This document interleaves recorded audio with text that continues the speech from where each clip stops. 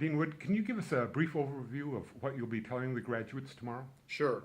One of the things you struggle with trying to come up with a commencement speech is to do something that's a little bit different. And almost all commencement speakers talk about going out and being successful. And of course, that's important. But I'm going to do something a little bit different and talk about how failure can be valuable in certain circumstances.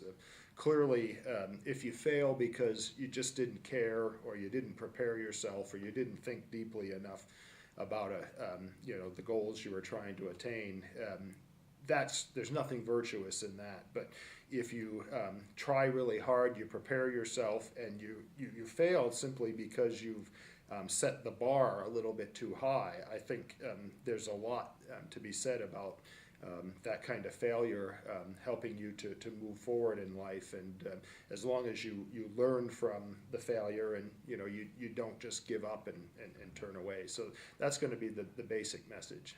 Okay. You've been here at the university since 1992. What does this opportunity to be commencement speaker mean to you? Well, it's a very great honor, and it's a little bit daunting to have the responsibility to talk to all the graduates, but I think it's a great opportunity to impart a little bit of whatever wisdom I may have gained along the way in 18 years here and 7 years in a previous academic position. Let's talk about the College of Science a little bit. What are some of the highlights of the college of the last year? Well, there have been several. One of the biggest highlights, of course, is one of our alums and Professor Emeritus, Malcolm Renfrew, reached an important milestone, his 100th birthday.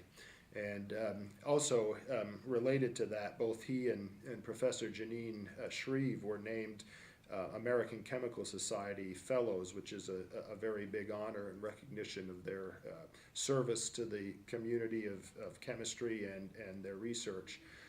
We've had outstanding enrollment growth in the past couple of years. Our undergraduate majors, transfers, that type of thing has been leading the university, and our research efforts are continuing to increase. We had an amazing research exposition for graduate and undergraduate students, and that those presentations just keep getting better every year.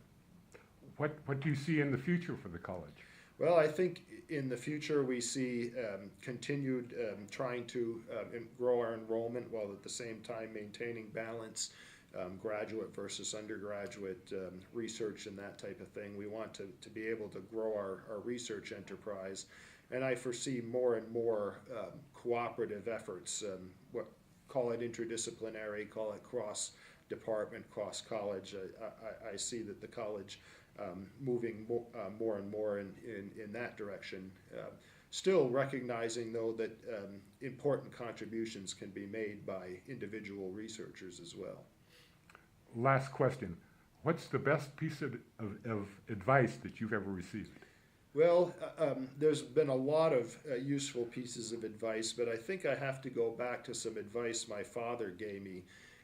And it happened back when I was a kid, and I was getting picked on by bullies who were older or bigger than me. And you'd be surprising how much this advice is useful in a position as a dean. And basically what he told me is never pick a fight, but if you get in one, don't back down, as long as you know you're right. And I think that has put me in good stead. I don't go out looking for a battle, but if a battle comes my way, I'm going to see it through and not turn tail and run.